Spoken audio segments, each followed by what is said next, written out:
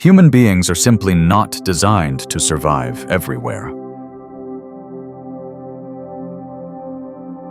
Yet across the darkest, coldest, and most hostile corners of our planet, entire communities have completely defied the laws of nature. They have chosen to build their homes in remote environments that actively threaten their existence every single day. You will find them sleeping suspended on vertical rock faces, towering thousands of feet above the earth. You will see them carving out a brutal daily life right on the edge of active volcanic craters choking with toxic sulfur gases. They construct fragile wooden shelters directly over furious oceans that frequently unleash devastating super typhoons. They endure endless frozen wastelands where the sub-zero air is sharp enough to permanently damage human lungs.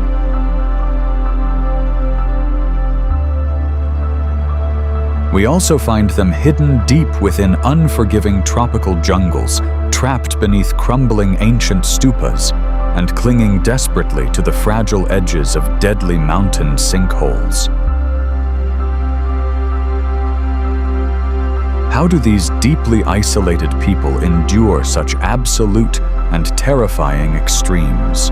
What powerful force drives them to remain trapped in these lethal landscapes instead of seeking safer ground?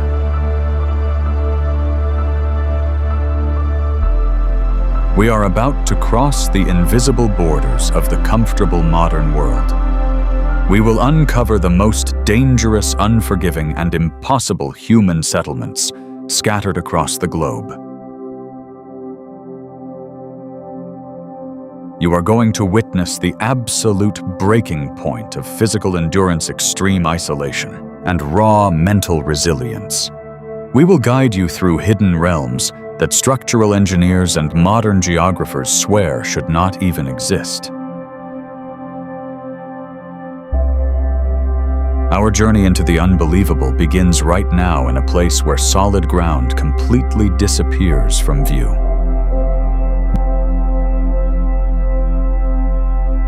Deep within a secluded and ancient region, an incredibly fragile community exists entirely upon a vast expanse of water. Daily survival here depends on a delicate and impossible balancing act.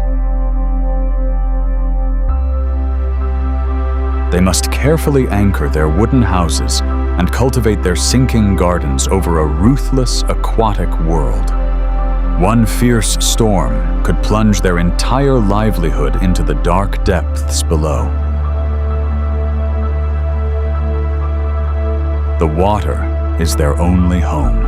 Imagine stepping out of your front door and instantly plunging into dark waters. For an entire civilization, solid Earth is nothing but a distant myth. Hidden deep within the Shan state of Myanmar lies Inle Lake. It is a massive mirror-like body of water stretching over 45 square miles across a high-altitude plateau, an area roughly the size of San Francisco. Here, the Intha people have done the unthinkable. They did not settle on the safety of the shore. Instead, they dragged their entire existence out into the middle of the lake. Entire villages complete with schools, active temples, and bustling markets balance entirely on slender wooden stilts, hammered blindly into the muddy lake bed. To survive without land, they had to invent it from scratch. They weave massive buoyant mats from tangled water hyacinth and wild reeds, pinning them down with long bamboo poles to create floating gardens. These artificial islands are surprisingly strong, capable of holding heavy rows of crops. They are so completely detached from the earth that farmers actually paddle small wooden canoes straight through their tomato vines. To keep their hands free for casting heavy fishing nets, The Intha developed a biomechanically bizarre technique of rowing their boats using only one leg. Yet this delicate water world exists on an incredibly fragile edge. The lake is surprisingly shallow, averaging just 7 feet deep during the dry season. When angry monsoon winds rip through the surrounding mountain valley, the placid surface turns suddenly violent. Swelling storm waters actively threaten to swallow the wooden stilt houses whole. Fierce undercurrents can literally tear their floating farms apart, dragging an entire village's food supply out into the open waves. Every single day is a fragile negotiation with a ruthless environment. They live suspended just inches above the very element that could effortlessly drown them, completely bound to a liquid foundation. Balancing a community on a rippling surface is a remarkable testament to human adaptation.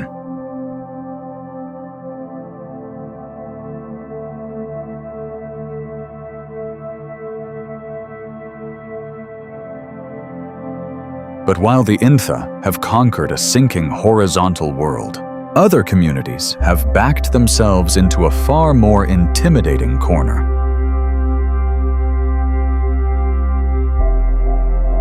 What happens when you trade the fragile uncertainty of dark water for the crushing, inescapable weight of vertical rock towering straight up into the clouds? Some communities willingly choose to build their homes in the literal shadow of being crushed.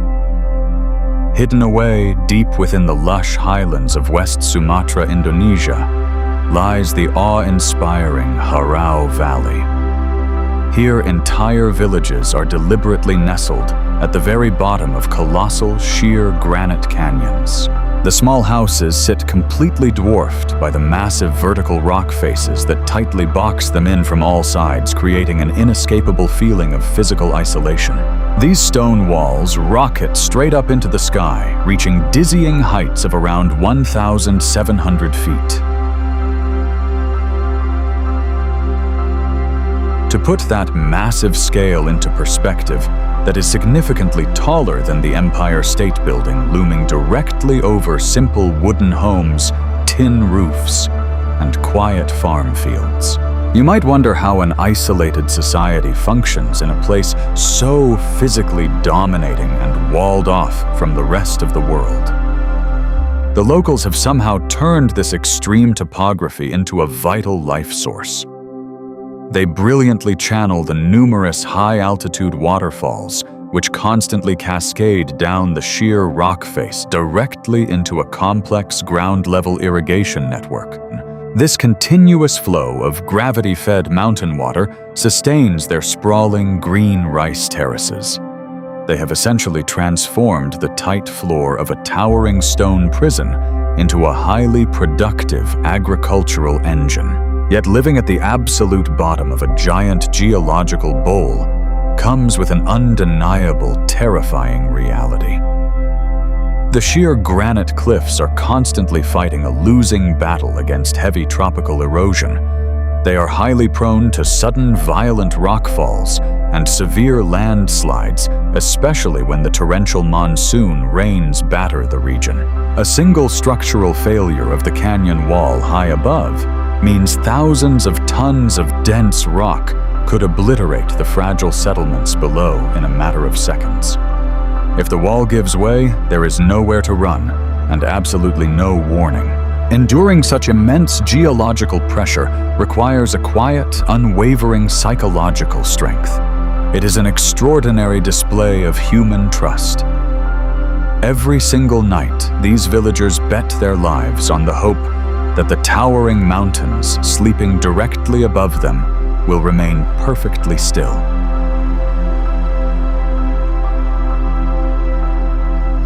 Surviving the overwhelming, crushing scale of natural geography is one thing. But what happens when the creeping threat towering over a community is not formed by nature, but by thousands of crumbling, forgotten monuments hiding an ancient and holy secret? Imagine building your entire existence inside a forgotten graveyard of crumbling, towering monuments. Hidden deep at the end of a narrow, overgrown creek just off Myanmar's Inle Lake lies the isolated village of Indein. Here, a living, breathing community operates in the direct shadow of a decaying ancient empire.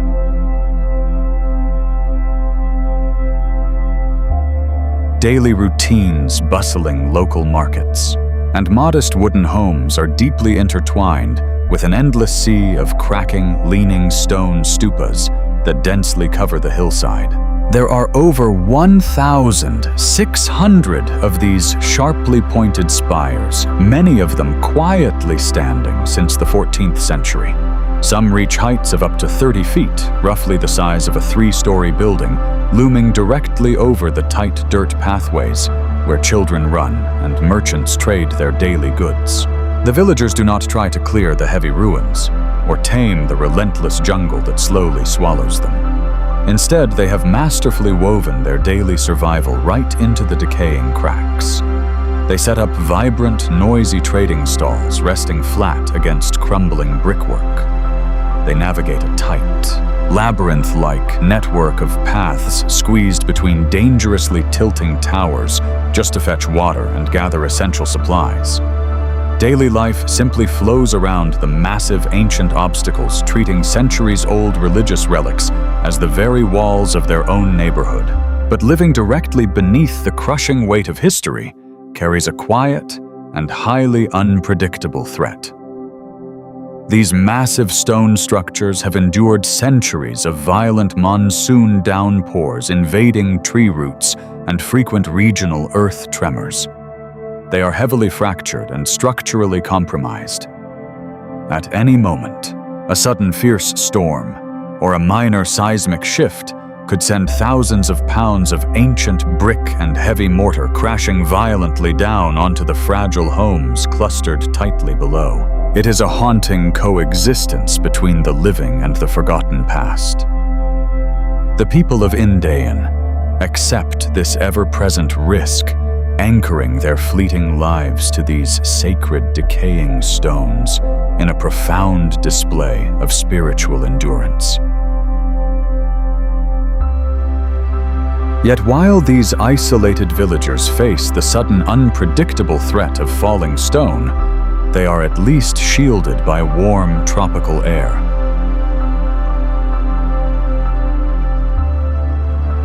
How long could a community possibly survive if the very atmosphere they breathe was cold enough to instantly freeze human flesh?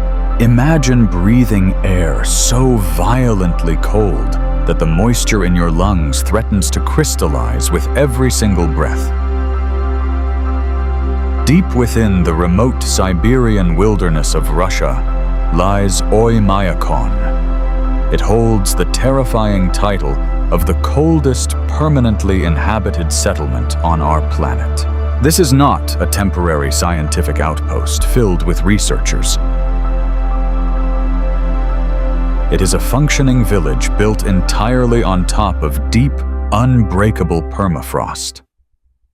Here, physical survival is a relentless, exhausting battle against an atmosphere that actively works to shut the human body down. Winter temperatures routinely plummet to an agonizing -58 degrees Fahrenheit.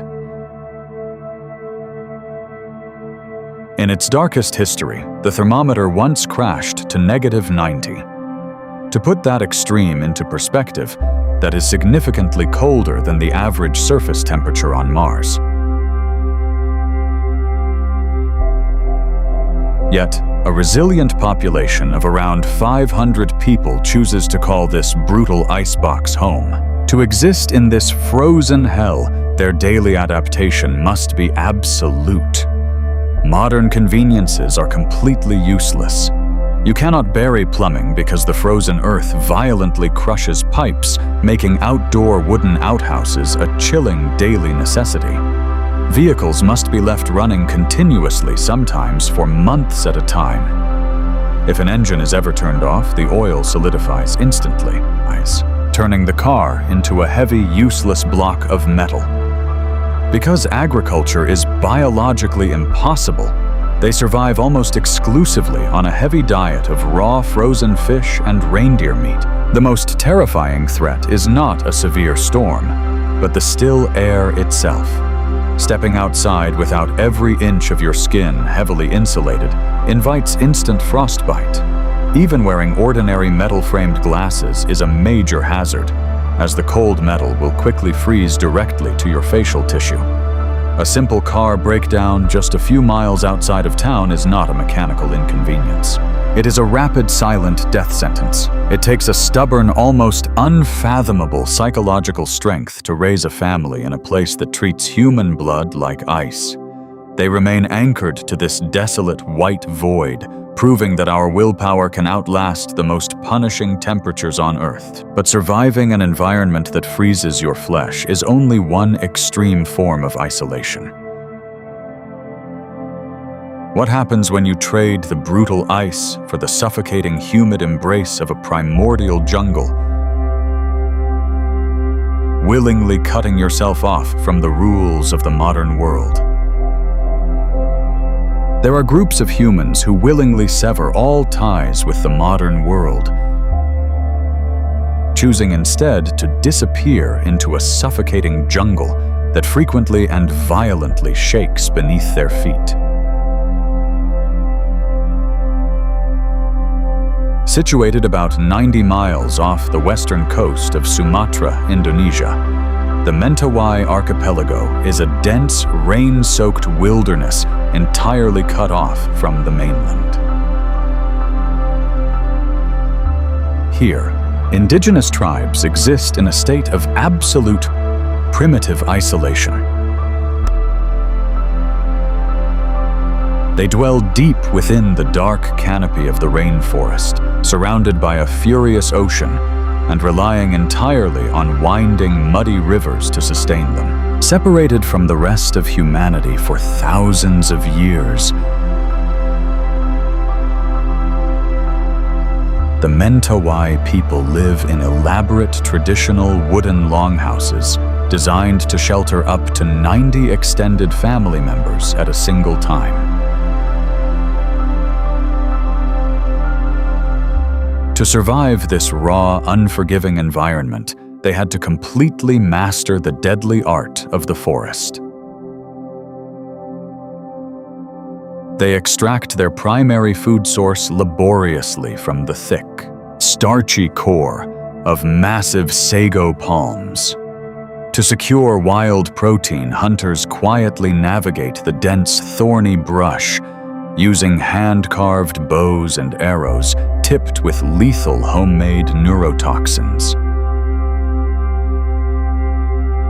Every single aspect of their existence is perfectly calibrated to the brutal natural rhythms of these tangled woods.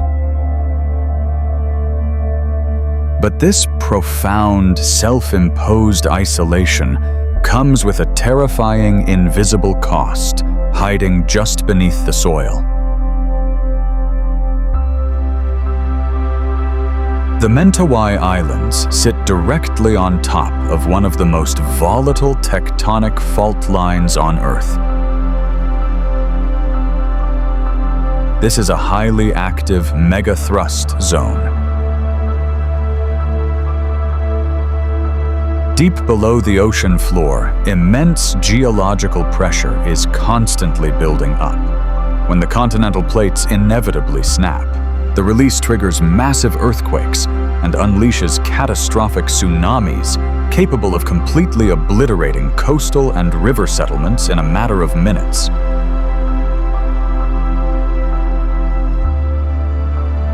If a giant wall of water rips through the flat jungle, there is virtually no high ground to escape to, and absolutely no modern rescue team coming.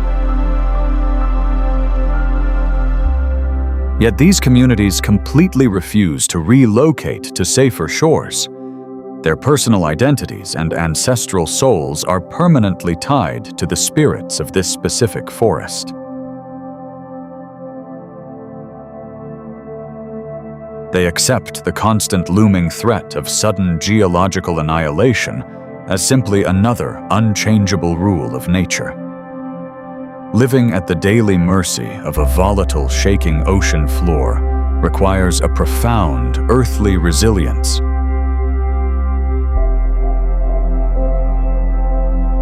But how does human endurance shift when you abandon a dark, sinking jungle to seek spiritual survival, thousands of feet in the air, clinging desperately to the side of a barren, unforgiving mountain canyon?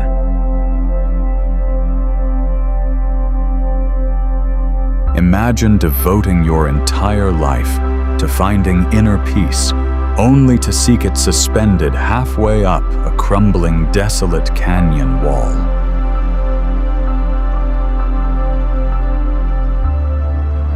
Hidden deeply within the remote Zanskar region of northern India, the Phugtal Monastery spills dramatically out from the dark mouth of a massive cave.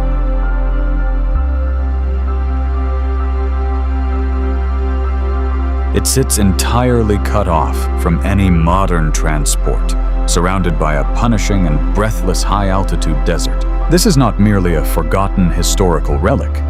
It is a fully functioning, active community of monks clinging desperately to the sheer face of a barren mountain. Their simple mud brick and timber cells are stacked precariously on top of one another, looking exactly like a giant, fragile honeycomb glued to the dusty vertical rock. Founded over 1,000 years ago, this sacred sanctuary sits at a dizzying altitude of more than 12,000 feet. To put that extreme isolation into perspective,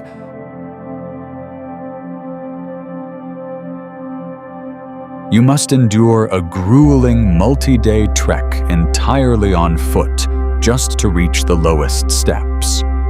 Visitors and locals alike must navigate terrifyingly narrow mountain ledges and cross freezing, turbulent rivers, completely separated from any form of modern emergency rescue. Living on a vertical rock requires a profound and exhausting level of daily discipline. Because the surrounding terrain is a completely lifeless desert, the monks cannot cultivate their own crops. They rely absolutely on a highly fragile physical lifeline. Every single grain of rice and piece of winter fuel must be manually carried in by mules or on human backs over the treacherous mountain passes. The true hidden danger here is not gravity, but the absolute merciless isolation.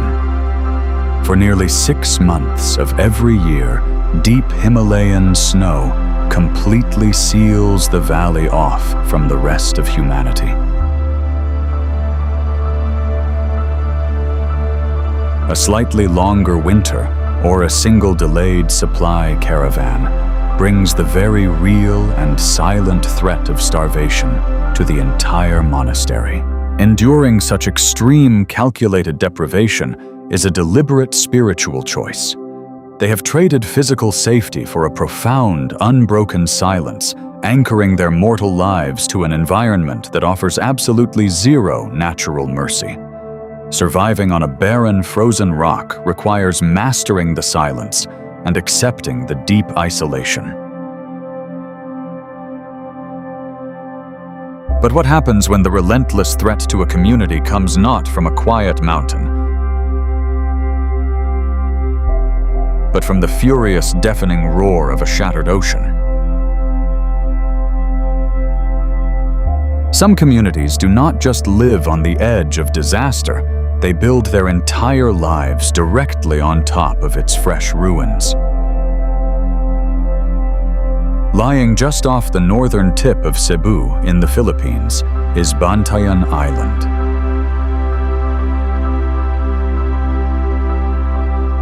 It is a seemingly peaceful stretch of white sand that hides a deeply traumatized landscape. Instead of retreating inland after apocalyptic weather events, The local fishing families choose to anchor their fragile wooden houses mere inches from a furious ocean. Their daily existence is permanently scarred by the memory of utter destruction, yet their boats remain stubbornly tied to the very waters that once tried to erase them from the map. During the catastrophic fury of Super Typhoon, Yolanda, an unstoppable storm surge, completely flattened this coastal sanctuary. Over 11,000 homes were instantly shredded into splintered wood and twisted metal. To understand that staggering magnitude picture, a sprawling modern suburb completely wiped off the earth in a matter of hours. The storm left behind an overwhelming 90% of the island's population standing in the wreckage, possessing absolutely nothing but the wet clothes on their backs. Rebuilding in a direct, unavoidable storm path requires a heartbreaking level of pragmatism.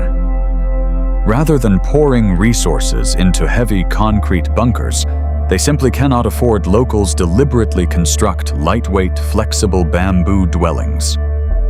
When the winds inevitably howl again, these simple structures can be quickly dismantled or cheaply rebuilt from local debris.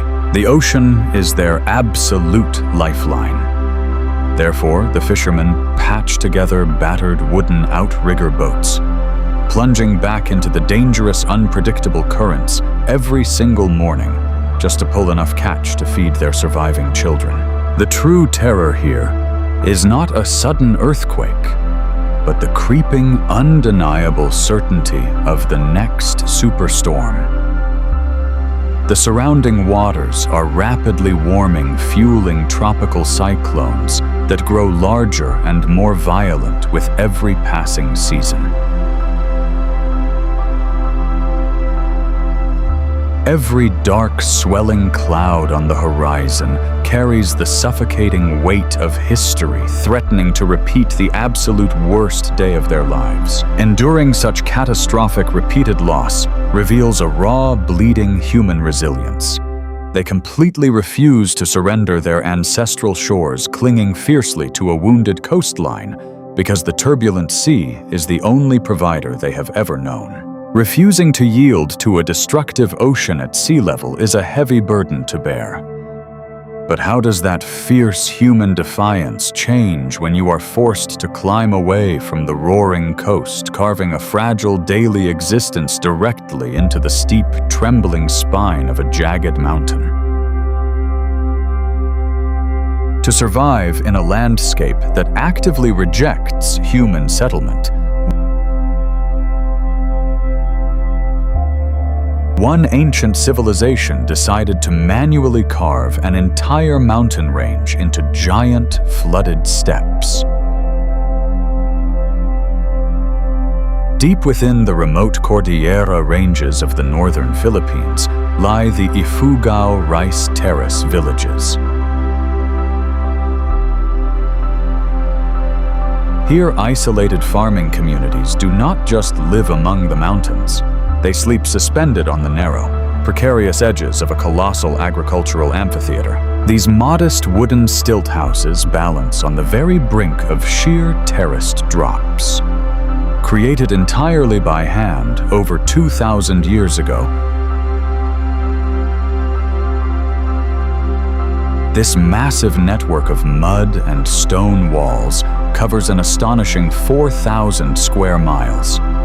To comprehend that massive scale, if you placed every retaining wall end to end, they would stretch halfway around the globe. They wrap around jagged peaks, reaching altitudes of nearly 5,000 feet, creating a dizzying vertical world where one misstep means a fatal fall.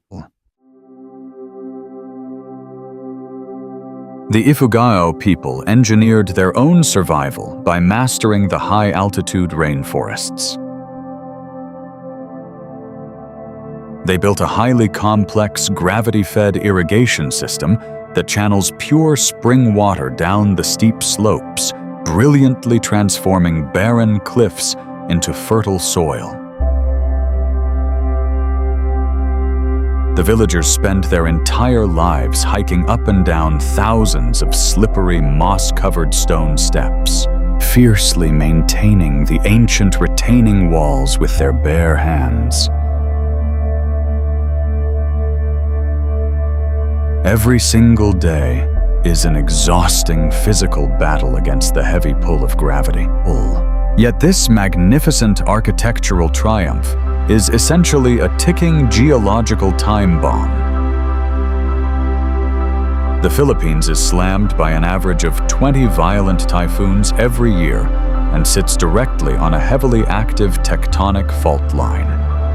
The terraced walls are constantly saturated with heavy tropical rain. A single violent seismic tremor or a stalled superstorm can easily trigger catastrophic landslides. In a matter of seconds, thousands of tons of soaked earth and ancient stonework can collapse, wiping entire generations of families and their homes straight down into the deep valleys below.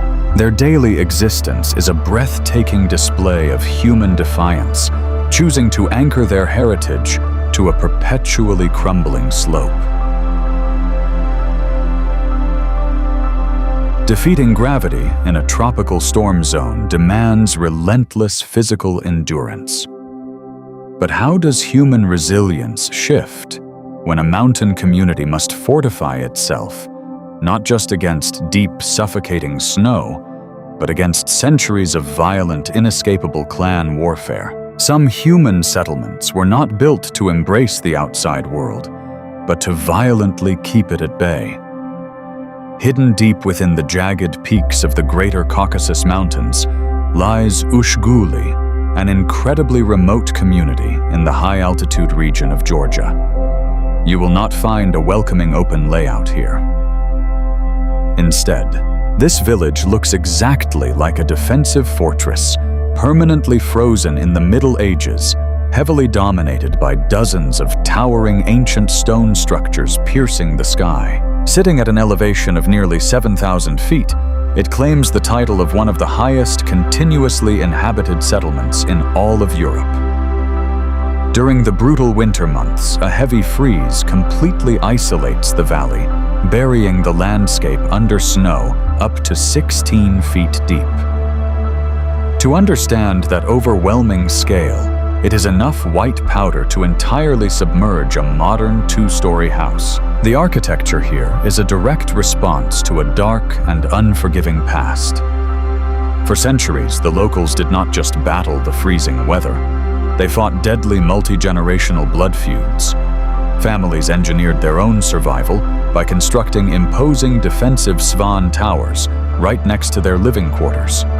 When rival clans or foreign invaders attacked, entire households would retreat vertically into the windowless stone spires, pulling up wooden ladders and waiting out the bloody siege.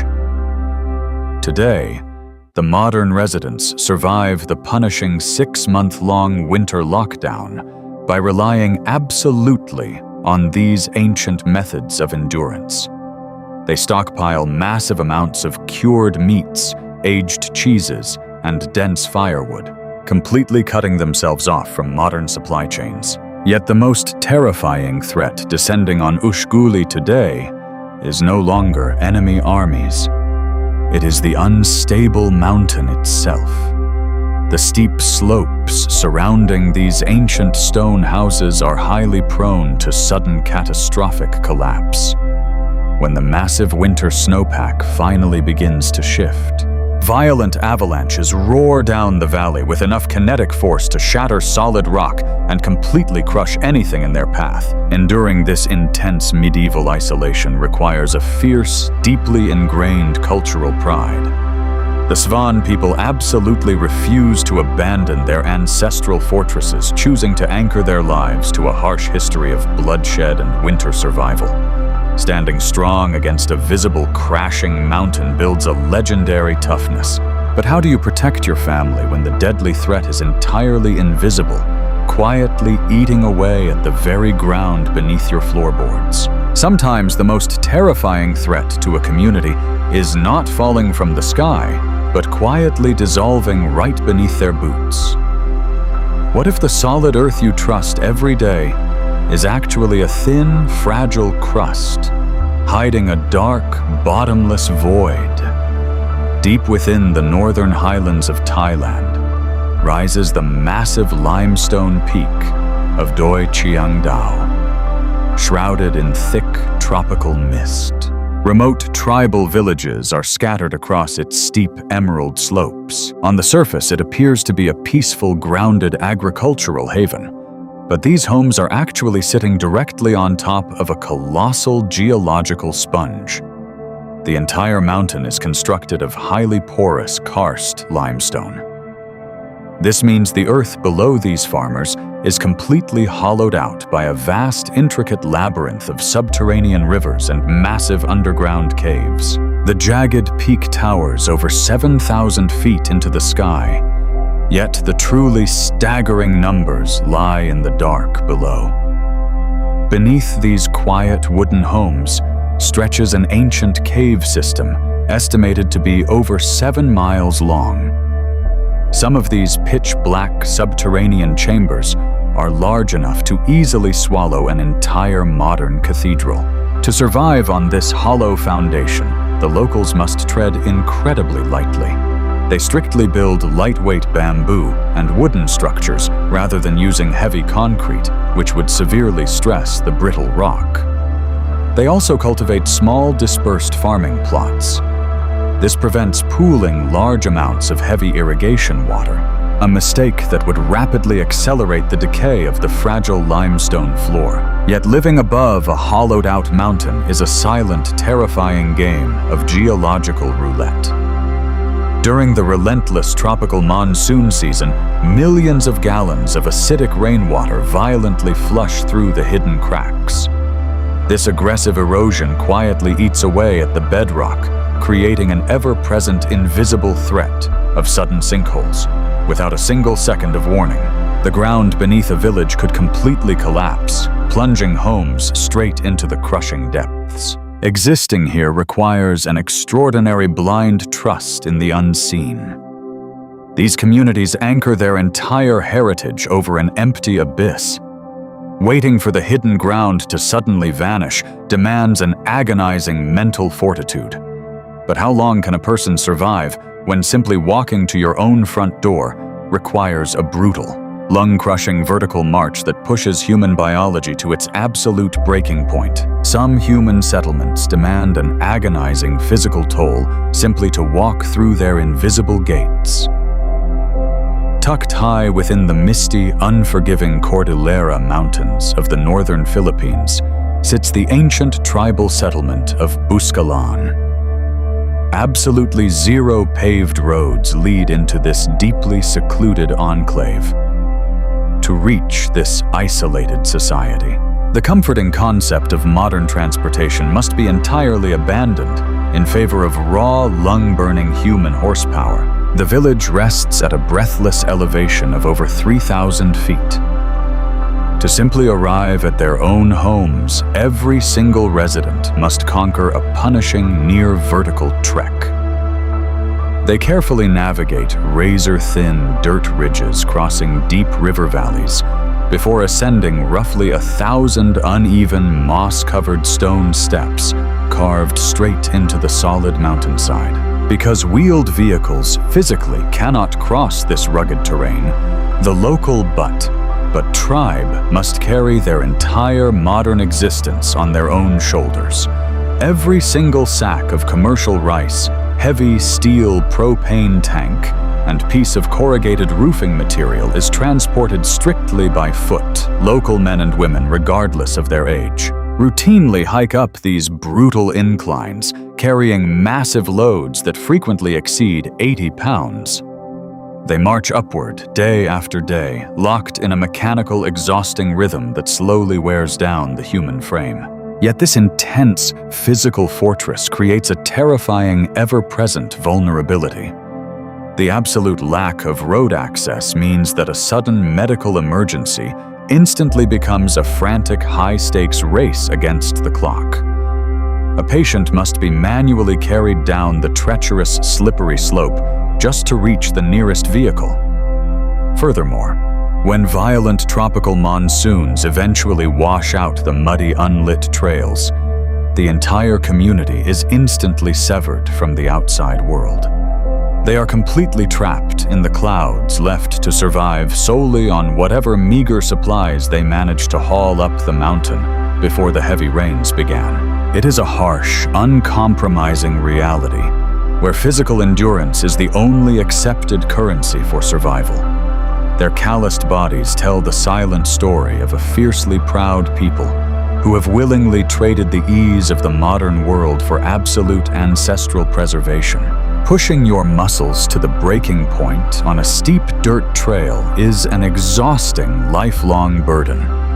But how does the human mind cope when a grueling mountain hike is violently replaced by a shaking bamboo ladder suspended entirely over a terrifying bottomless void? There is a place on Earth where simply going to school means risking a fatal plunge into a bottomless abyss. Suspended high above a sheer canyon in China's Sichuan province is Atulie'er. This extremely remote cliff village completely redefines the terrifying limits of human isolation. For generations, there was absolutely no road leading to this sky-high settlement. To connect with the outside world, residents had to physically scale a completely vertical, unyielding rock face using a terrifying system of rickety bamboo ladders.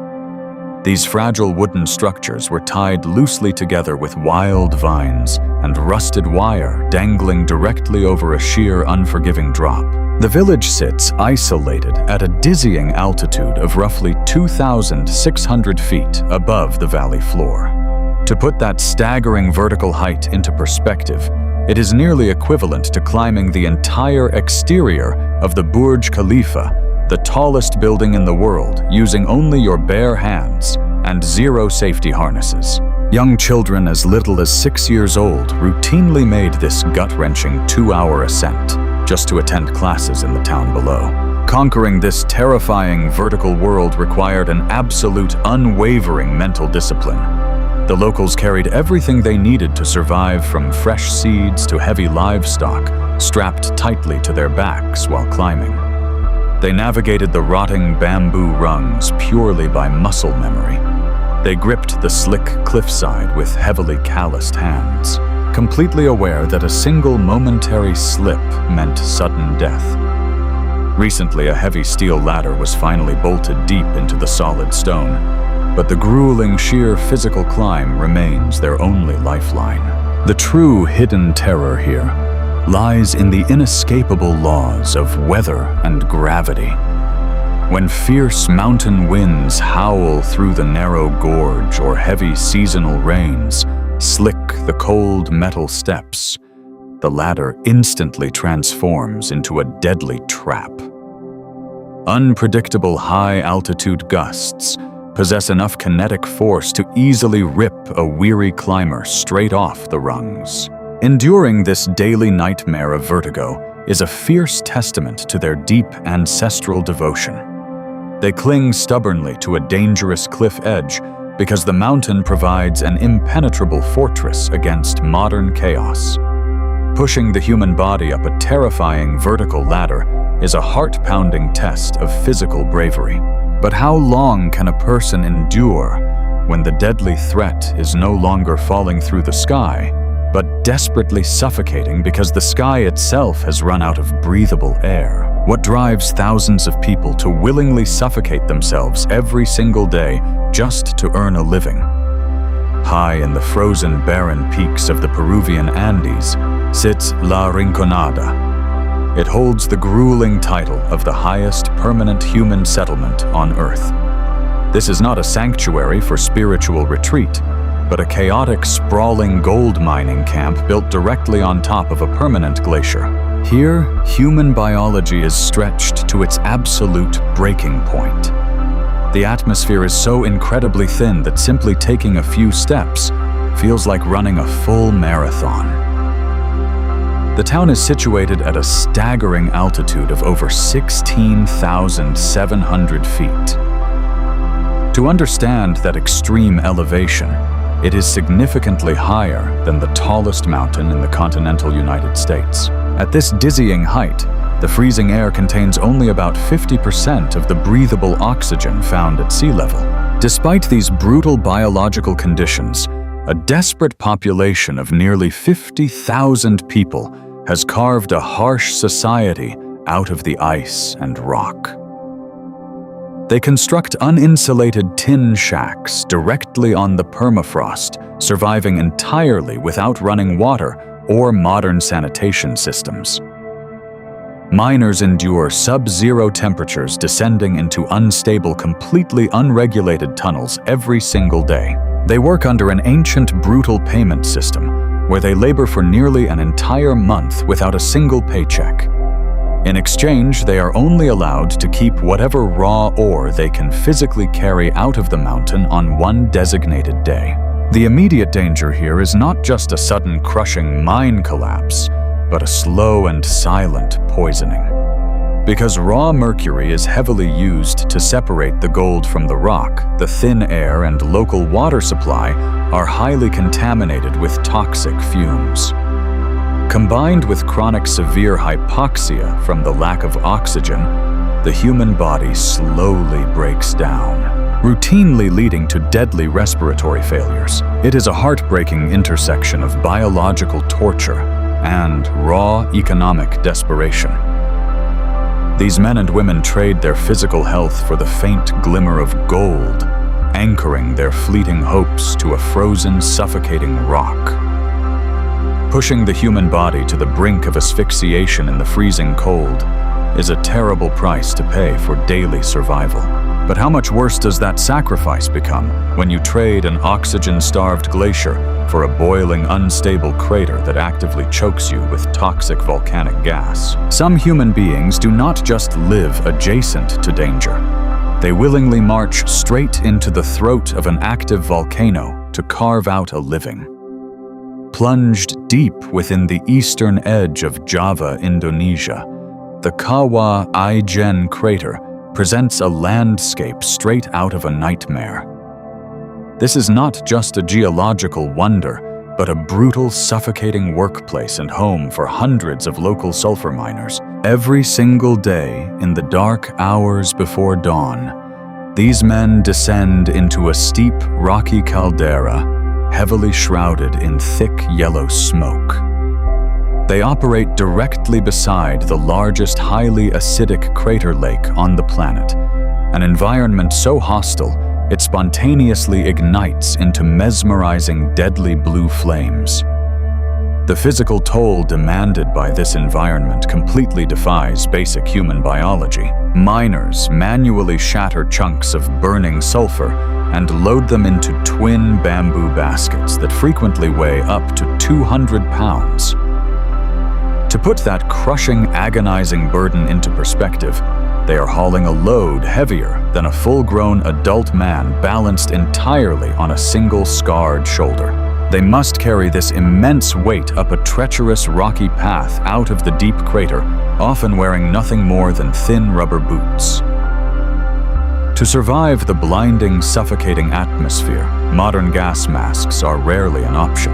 Instead, they rely strictly on wet pieces of cloth clenched tightly between their teeth, desperately attempting to filter out the deadly volcanic fumes. Yet the true terror hiding in this crater is not a sudden explosive lava eruption. It is a slow, silent destruction. The alluring turquoise lake beside them possesses a pH level close to 0, acting like a giant, bubbling pool of battery acid capable of destroying human flesh and metal. Furthermore, sudden, unpredictable shifts in the wind routinely release highly concentrated clouds of sulfur dioxide gas. A single unexpected plume can permanently destroy a miner's lungs or cause instant asphyxiation on the steep slopes. These individuals are literally trading their respiratory health and their lifespans for a few meager dollars a day, enduring unimaginable agony simply to feed their isolated families. Battling toxic fumes and crushing weight inside a roaring volcano is the ultimate desperate fight to stay alive. But how does an entire culture change when a society no longer fights to escape death, but instead invites the deceased to live right inside their own homes? What if the most profound way to survive the harsh reality of the world is to completely erase the boundary between the living and the dead, tucked deeply within the lush, mist-covered highlands of South Sulawesi? Indonesia lies the secluded region of Tanah Toraja. In these isolated villages, daily life does not end with a final breath. The locals cohabitate intimately with their deceased relatives. Bodies are not buried immediately. Instead, they are meticulously preserved and kept in the family's traditional boat-shaped homes, treated as merely sick for months or even years. When the time finally comes, the deceased are hoisted up sheer, vertical limestone cliffs, and placed into hollowed-out rock chambers or suspended in wooden hanging coffins, silently watching over the valley below. Some of these dizzying burial cliffs rise over 100 feet straight into the air, roughly the height of a 10-story building. Hand-carved wooden effigies line the high balconies of these vertical graveyards, standing guard over communities that routinely spend upwards of $50,000 on a single funeral ceremony. This is an astronomical, life-altering sum in a rural agricultural economy. To sustain this extraordinary cultural cycle, the Torajans endure grueling daily labor. They cultivate steep rice terraces and raise prized water buffalo, pooling entire generational earnings strictly to honor the transition of the soul. Their survival strategy is heavily spiritual. They firmly believe that maintaining these sacred rituals protects their crops and ensures the community's future prosperity against natural disasters. Yet building a civilization around sheer limestone burial sites carries severe physical risks. Heavy tropical rains constantly batter and erode the unstable cliff faces. Without warning, massive sections of rotting rock and ancient wooden coffins can suddenly collapse, sending heavy debris crashing down onto the active farming pathways directly below. Furthermore, the intense financial burden of these eternal rituals quietly forces many families into crippling lifelong debt. Embracing such a profound proximity to mortality requires a rare, unbroken psychological resilience. They anchor their entire existence not just to the earth, but to an unbreakable ancestral chain. Surviving the most extreme corners of our planet ultimately proves that humanity will endure almost anything to call a place home. Even if it means building a life right on the absolute edge of eternity, we have drifted across fragile, sinking waters and marched through suffocating permafrost. We scaled sheer vertical rock faces and stood inside the toxic throats of active volcanoes. These profoundly isolated settlements are not merely geographical anomalies.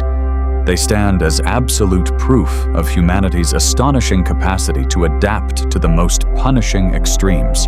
The people anchoring their lives to these crumbling cliffs and frozen wastelands possess a relentless endurance, building entire civilizations exactly where nature violently demands they leave. Which of these impossible frontiers challenged your understanding of resilience, or which landscape could you never endure for a single day? Share your perspective in the comments, and subscribe to our journey as we continue uncovering the unseen and unforgiving corners of our Earth. Survival is simply a matter of will.